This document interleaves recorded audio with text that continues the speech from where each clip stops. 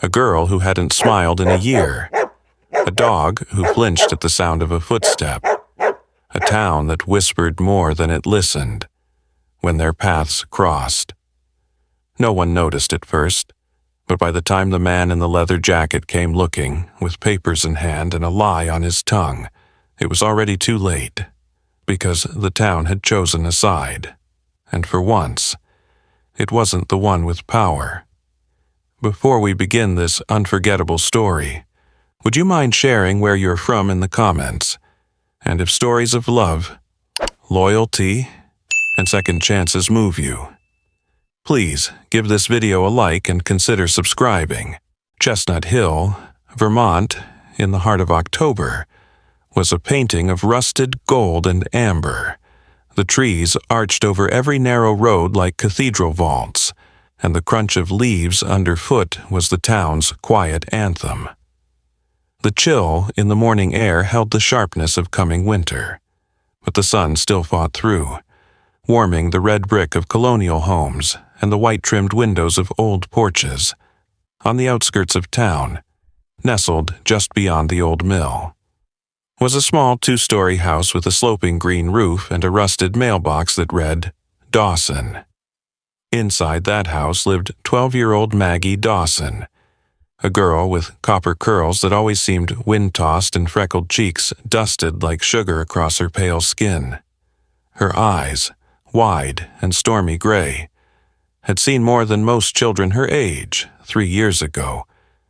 She lost both parents in a highway accident, an event that cracked something inside her and left a silence no adult in town could quite mend.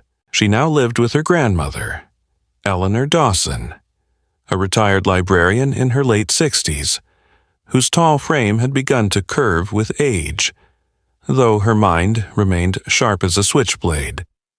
Eleanor wore her long silver hair in a bun that never unraveled, her clothes always in shades of navy or brown, practical as her worldview. She had once been warm, talkative, fond of garden picnics and small-town gossip, until a traumatic encounter with a stray dog in her 30s, an aggressive shepherd that bit through her forearm during a rescue event. Since then, Eleanor kept her distance from all canines, regardless of breed or size. Her kindness remained intact, but it came wrapped in caution. Maggie understood this unspoken boundary and had never challenged it, until now, that morning, after their quiet breakfast of oatmeal and spiced apples. Eleanor reminded Maggie to bring her scarf before school and warned her, as always, not to wander off the main paths in Ashwood Park. Maggie nodded, her voice light but non-committal. Of course, Grandma. Ashwood Park stretched for acres behind their neighborhood, a blend of overgrown woods and old, winding trails.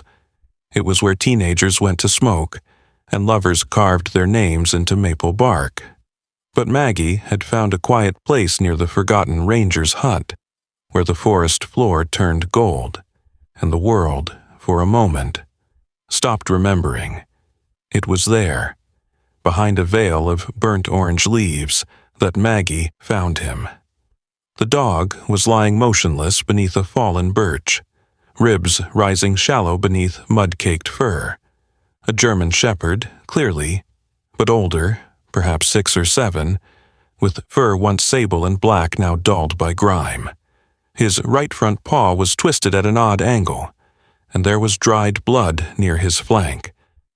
But it was his eyes that stopped Maggie cold, amber-colored. Glassy but alert, intelligent eyes, wounded eyes. She froze, unsure whether to flee or help. But the dog didn't growl or bare teeth, he just watched her.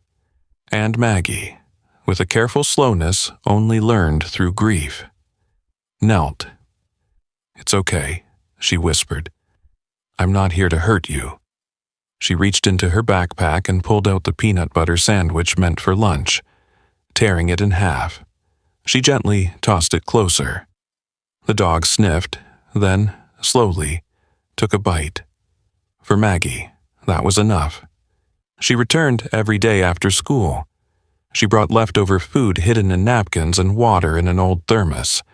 She began to talk to him about her parents, her school, her dreams, her loneliness.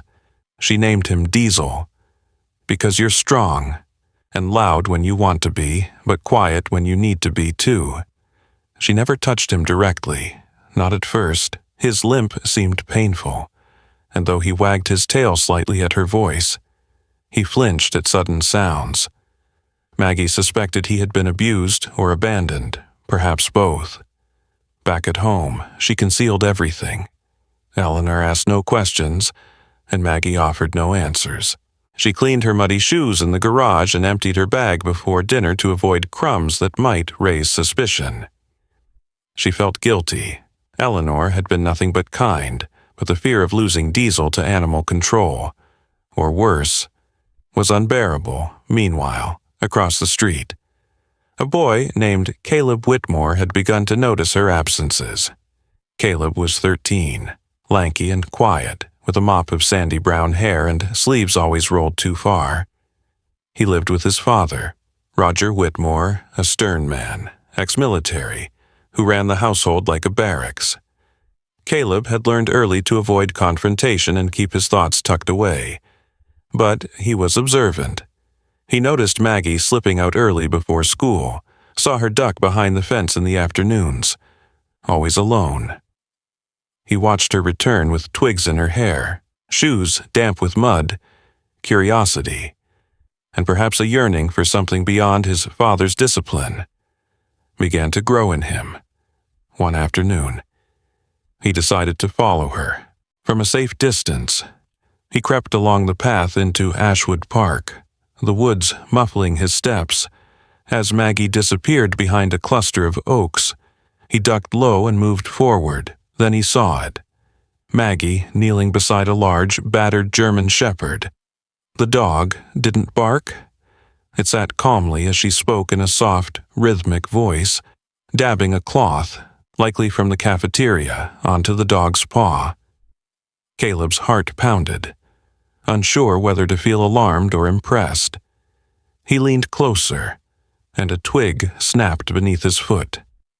Diesel's head jerked up, ears perked, his body tense in an instant. Maggie looked up, eyes wide, scanning the trees, but Caleb had already backed away into the shadows, confused by what he had seen, and even more confused by how it made him feel. The wind howled through the trees of Chestnut Hill like a restless spirit, bending the ancient branches of oak and maple as if testing their strength. Rain battered the rooftops with growing force. And in the Dawson house, shutters creaked against the storm's fury. The fire in the hearth spat and danced in protest as the cold air snuck through unseen cracks. It was a night for staying inside, wrapped in blankets, with tea in hand and the world locked firmly outside. Eleanor Dawson sat at the dining table with her reading glasses perched low on her nose, a cup of chamomile tea untouched beside her. She was flipping through an old photo album, one she hadn't dared to open in years.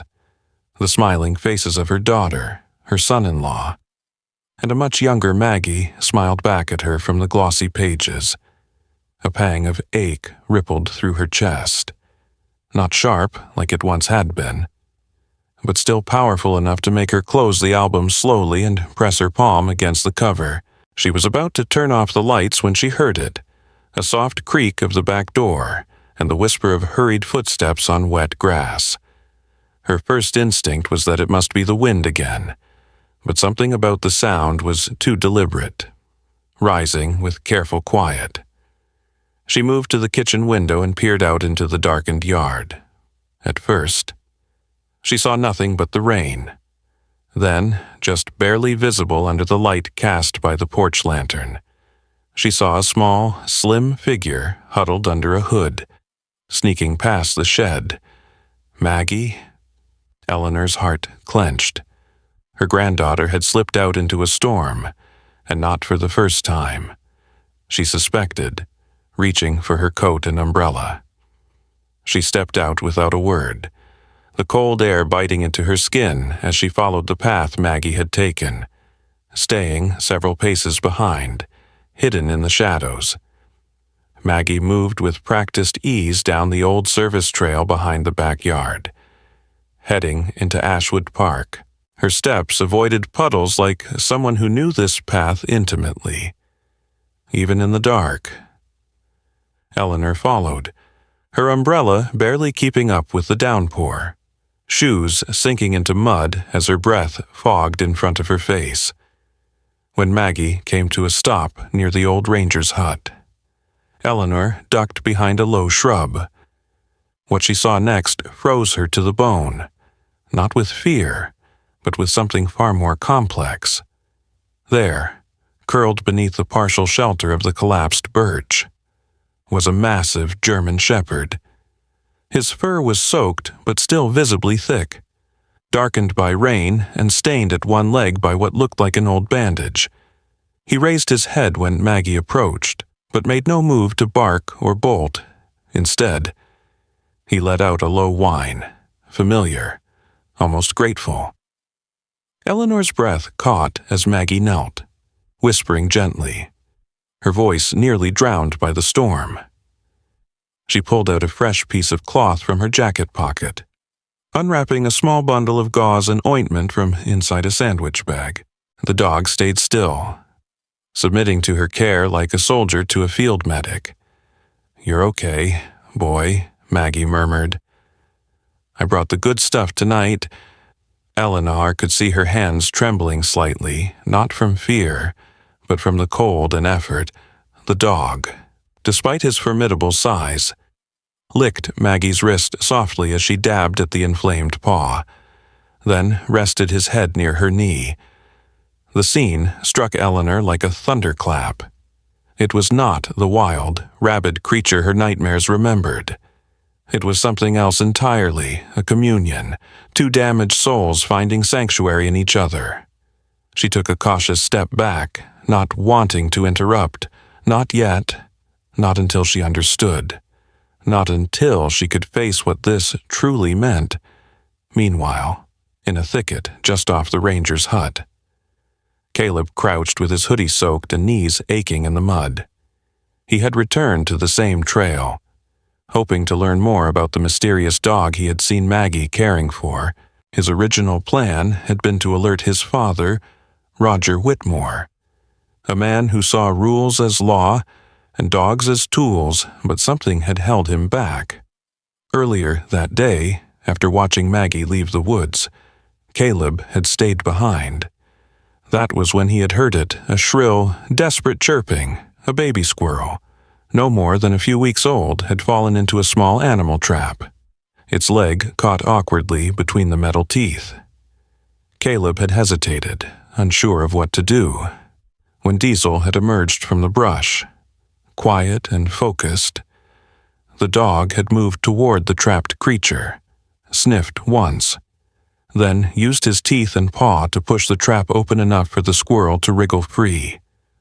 The squirrel had limped off into the underbrush, and Diesel, watching it go, had looked back at Caleb, who stood motionless in disbelief. No growling, no menace, just calm intelligence. That image hadn't left him all day.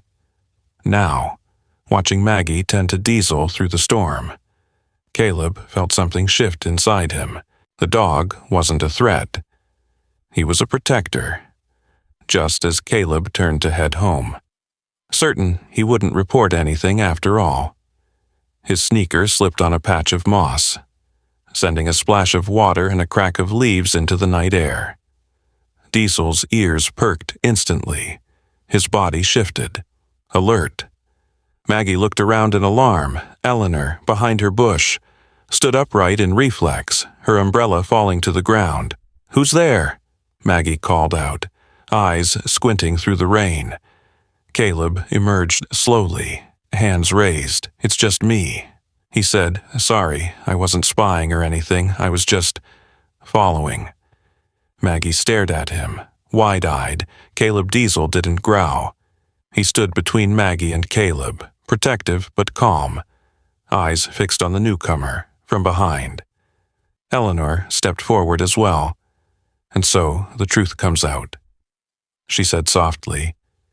Maggie spun around, her face paling. "Grandma, Eleanor raised a hand gently. "We'll talk, but not here. Not in the storm." The dog didn't move, unsure now of how to act between Maggie, Caleb, and this older woman whose scent carried history and fear. Eleanor took a deep breath, then crouched slowly, carefully. "Hello," she said to Diesel, voice thin but sincere. "You're a brave one, aren't you?" And Diesel, as if sensing the shift in her heart, lowered his head in silent acknowledgement. The rain had passed, but the sky over Chestnut Hill remained stubbornly overcast, a cold haze settling like breath on glass. Patches of golden leaves clung to wet sidewalks, while the rest scattered in muddied piles against doorsteps and curbs. It was the kind of morning that felt like waiting for the sun, waiting for answers, waiting for the other shoe to drop. Maggie sat at the kitchen table, her cereal long soggy, her thoughts spinning faster than the spoon she absent-mindedly turned in the bowl. Diesel lay on the mat by the back door, his bandaged paw tucked beneath his chest, his eyes watching her with quiet patience. Since that stormy night, things had changed. Eleanor hadn't scolded, hadn't raised her voice. Instead, she had gone silent, watchful, protective in a different way. It was as if something had cracked open in her. And now everything was waiting to fall into place. Caleb, ever since that night, had started walking Maggie home from school. He was awkward about it, never outright saying he wanted to, but always finding some excuse. "I need to check something at the library." Or, "My dad's working late again." Maggie didn't mind. She liked the quiet companionship, and ever since he witnessed Diesel's rescue of the squirrel, something had softened in him too. That afternoon, they were walking through the park when it happened. The sound of tires crunching gravel snapped Diesel's attention toward the street. A black SUV with tinted windows had pulled up just outside the old ranger's trail. From it stepped a tall, broad-shouldered man in his early 40s, dressed in a scuffed brown leather jacket and jeans too clean for the weather. His boots hit the wet pavement with practiced heaviness. Bryce Chandler. He had a strong jawline masked by a 2-day stubble. Short, dark hair combed back, and the kind of eyes that never smiled, no matter how wide the mouth tried. In one hand, he held a folder of documents. In the other, he gripped the leash of an empty collar. "Excuse me," he called, his voice smooth but loud enough to command attention. "I believe that's my dog." Diesel froze, then slowly, visibly, his body stiffened, ears pinned back and tail dropped low, not in obedience, but dread. A low rumble escaped his throat. Not a bark, but a warning that came from deep in the chest. He moved closer to Maggie, placing his body between her and the man. Bryce raised an eyebrow. "That's Ace," he said, gesturing with the leash. "Full name, Ace of Spades. He's mine. I've got papers right here." Maggie stepped back instinctively, her hand tightening around Diesel's collar. "His name is Diesel," she replied. "He's not yours." The tension in the air was thick as Eleanor approached from the trail behind them. Having followed Maggie and Caleb from a distance, her expression was unreadable, but her eyes flicked quickly from Bryce to Diesel, then back to the trembling form of her granddaughter. Bryce extended the folder. "Registered German Shepherd. Microchip ID, training certification. I lost him a few months back during transport. I've been looking since. Someone said a girl's been seen walking with a dog that looks just like him." Caleb stepped forward, jaw clenched. "Did you report him missing?" Bryce shrugged. "Didn't have to. Ace's trained to return must have gotten confused, but now I've found him." Diesel let out another growl, louder this time, and Eleanor, despite her old fear, noticed the dog's eyes, not wild or feral, but desperate. It was the look of someone recognizing danger and being powerless to escape it. "We're not giving him to you," Maggie said, voice small but firm. Bryce chuckled, though it sounded more like a snort. "That's not your choice. Sweetheart, law says property belongs to its rightful owner. And this dog," he pointed, "is mine."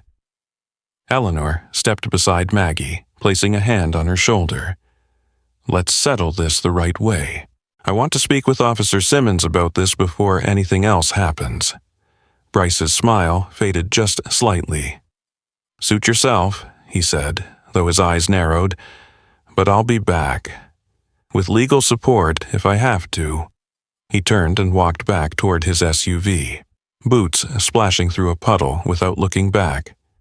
That night, Maggie couldn't sleep.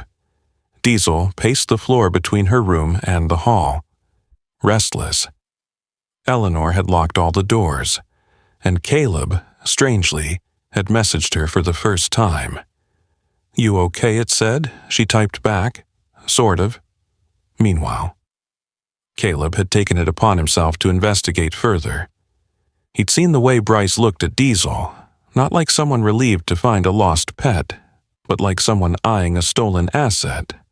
So, the next day, after school, he returned to the parking spot where Bryce had appeared. He hid behind the wooden utility shed. Crouching low with his phone recording app already open, the afternoon sun peeked through the clouds just as Bryce returned, this time alone. On foot, carrying a phone pressed to his ear.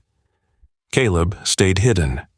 "You said he was in the area," Bryce was saying, his voice gruffer, no longer pleasant. "I found him. Yeah, same damn dog, still limping, still remembers me. Growled like hell, though. Little brats messed him up." A pause.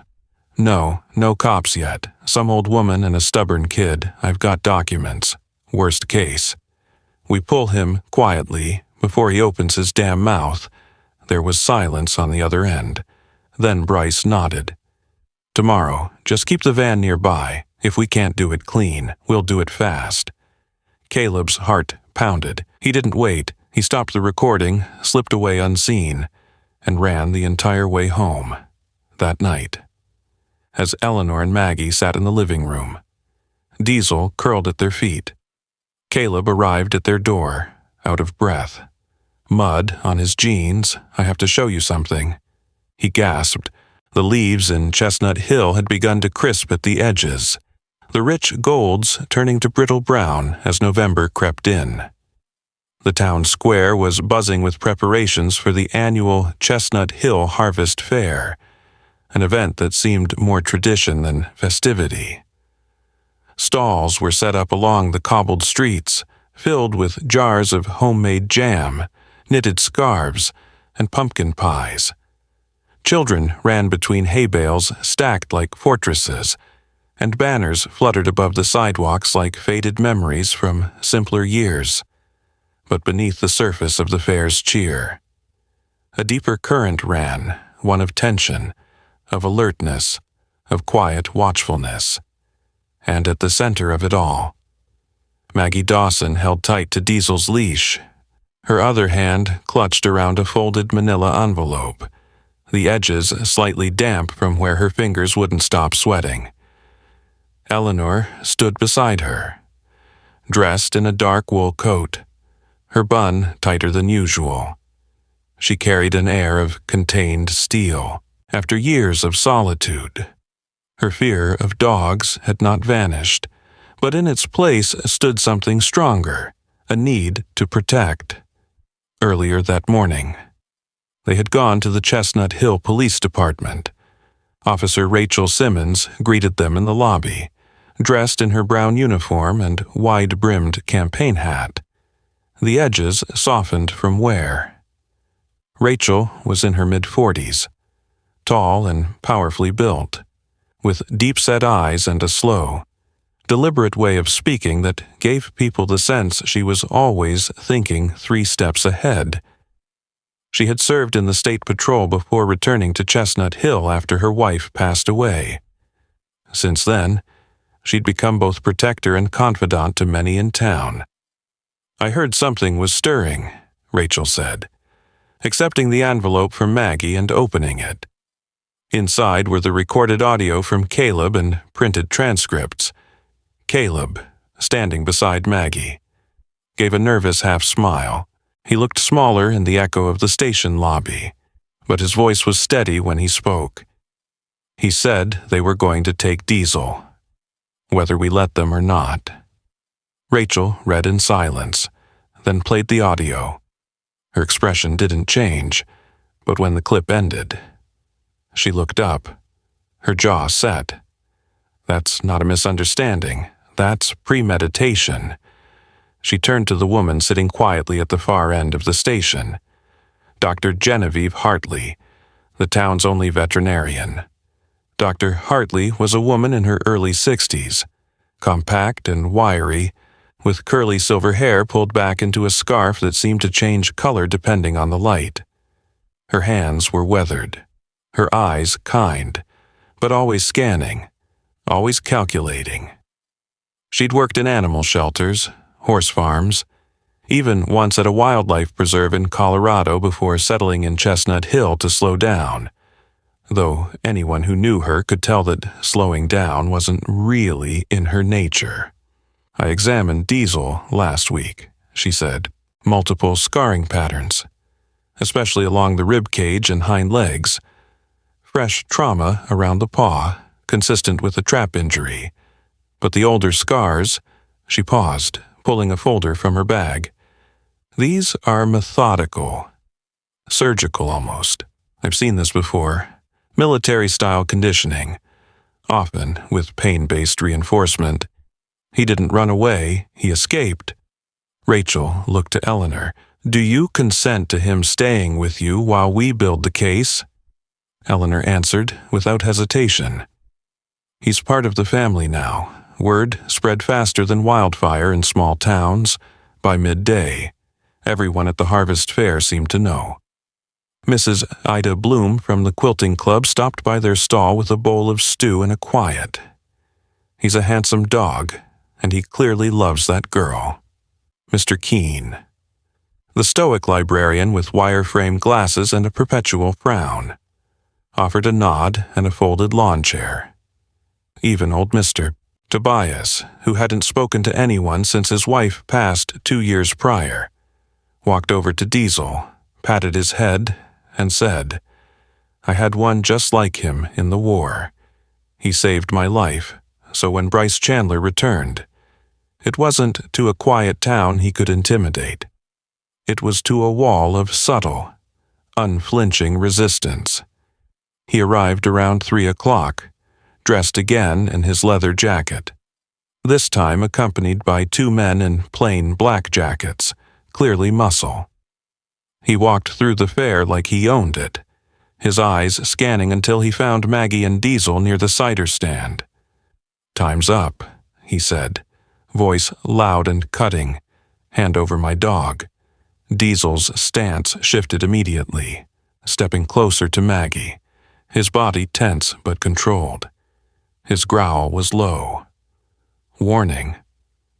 Bryce took a step forward. "He's not yours," Eleanor said, rising from her chair. "And you'll have to go through me." Bryce sneered. "That can be arranged." But before he could move, Officer Simmons stepped out from the booth across the square. "I wouldn't recommend that."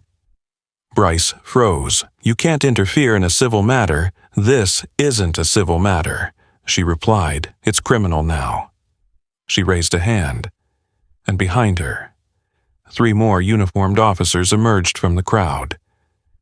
Caleb stepped up beside Maggie and handed Rachel a flash drive. "This contains the full recording," he said, "and I have the original on my phone. Time-stamped." People began gathering, neighbors, classmates, vendors, old ladies with jam jars still in hand.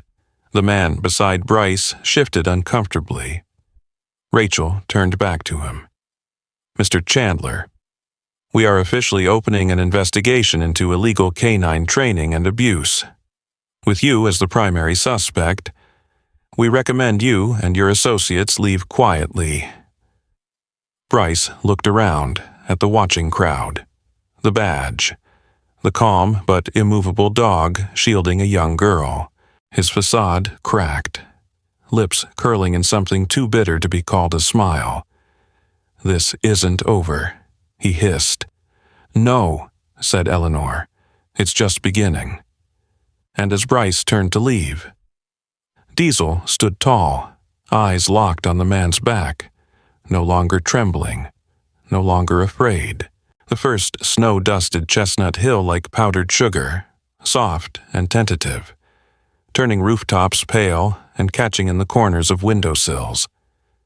Maggie stood at the edge of the newly fenced lot beside the old lumber yard, now transformed into something entirely different. A freshly painted wooden sign swayed gently in the breeze. Chestnut Hill Animal Recovery Center. Beneath the lettering was the outline of a dog, a German shepherd, head held high, tail gently lowered in peace. It was based on Diesel. It had been 3 weeks since Bryce Chandler had been arrested. Officer Rachel Simmons had escorted him out of town in handcuffs, following the discovery of not one, but 3 illegal canine training facilities operating under shell companies in surrounding counties. Witnesses had come forward after the Harvest Fair standoff, spurred by the bravery of one girl and a dog who refused to flinch in the face of his abuser, Maggie Dawson, now 12 and a half. Carried herself differently. There was still a softness in her eyes, but it no longer came from fear or grief. It came from something forged through choice, through standing up, through protecting, through loving something that couldn't speak for itself. Diesel padded beside her, his coat thicker now, glossier, healed from months of tender care. He moved without a limp, though the scar along his flank would always remain a permanent reminder of where he had been and how far he had come. When children approached the recovery center, especially those who had been through trauma, it was always Diesel who greeted them first. He never barked, he never rushed, he simply sat near, eyes calm, presence steady, somehow. He always knew who needed him most. Dr. Hartley had taken over as the center's director, splitting her time between the vet clinic and the new facility. She had handpicked every volunteer, retired nurses, high school students, off-duty firefighters. Her second in command, a woman named Lara Chen, had joined from out of state. Lara was in her early 30s, medium height and athletic build, her black hair always tucked into a short braid. She had worked with therapy dogs in Oregon and came to Chestnut Hill after reading about Diesel's story in a regional paper. Lara was quiet, observant, and deeply empathetic. Children often gravitated to her without understanding why. Inside the center, the converted warehouse now had cozy stalls lined with thick bedding, soft lighting, and heating panels. Toys were scattered across the playroom, where 2 new rescues, an elderly beagle named Tucker and a young, one-eyed husky named Nova, were learning to trust again. Diesel often lay between them like a wise big brother, offering his presence but never intruding. Maggie helped clean the kennels each morning before school and read aloud to the dogs in the afternoons. It helps them feel human voices. Lara had told her, even if they don't understand the words, they understand the rhythm, the warmth. And Eleanor. She came to the center every Thursday afternoon now, bringing fresh banana bread or beef stew for the staff, and sitting in the observation room with a book and a cup of tea. She still didn't like sudden movements or barking, but she no longer flinched when Diesel brushed past her legs, or when Nova dropped a toy at her feet. "I never thought I'd feel safe around them again," she admitted once to Dr. Hartley. "But Diesel, he makes it feel possible." She wasn't alone. Townsfolk who once feared strays or dismissed the center as sentimental had changed their tune. Donations came in weekly from the hardware store, the bakery, the PTA. Someone even anonymously funded new fencing, which arrived already cut to size, and Caleb Whitmore. He was sweeping out the back shed behind the center, grumbling good-naturedly about frozen leaves. His face was red from the cold, and a wool hat slipped sideways over his sandy hair. Maggie appeared beside him with 2 steaming mugs of cocoa. "Thanks," he muttered, taking one. His relationship with his father had changed too. Roger Whitmore, once stiff and distant, had attended the center's opening ceremony with his hand on Caleb's shoulder and had even shaken Eleanor's hand afterward. Later that night, he told Caleb, "What you did, helping them, standing up to that man, it was brave. I'm proud of you." It was the first time Caleb had ever heard the words from him. Now. He and Maggie walked home together most afternoons, not because they had to, but because they liked to. Their friendship had become something rooted, honest, and healing on this particular afternoon. Maggie paused at the edge of the field where the town's first community dog park was under construction. "You ever think we'd end up here?" she asked. Sipping her cocoa, Caleb shrugged. "Not exactly, but I think we were always heading here, somehow." Diesel trotted ahead, then turned back, as if urging them forward. Maggie looked at him with a soft smile. "We found him," she said, "but really, he found us." Behind them, the lights of the center glowed golden against the dusk. Inside, laughter echoed as Lara taught a boy named Simon, new to town, new to trust, how to feed Tucker with a flat palm. Outside, snowflakes began to fall again, gentle and steady, covering the old paths, but not hiding them. They had built something new on those paths, something that would last. Sometimes, the greatest miracles don't come in lightning or thunder. They arrive quietly in the form of a wounded dog who refuses to give up, a girl who chooses compassion over fear, and a town that decides to come together when it matters most. In Diesel's journey, we are reminded that healing is possible, not just for animals but for broken hearts, fractured families, and entire communities. It is no coincidence that Diesel found Maggie when he did. Some might say it was fate, but others know it was grace, a silent blessing from God, guiding lost souls to each other so they could become whole again in our everyday lives. We may overlook these moments, the gentle nudge to help, the voice that tells us not to turn away, the stranger who needs us more than we realize. But these are the seeds of miracles. If this story touched your heart, let it be more than just a story. Share it with someone who needs hope. Comment below with your thoughts or your own stories of unexpected healing. And if you believe, like we do, that God sends the right soul at the right time, whether furry or human, write Amen in the comments to bless those still waiting for their miracle. Subscribe to our channel for more true stories of courage, compassion, and the quiet power of faith. And may God bless you and everyone you love.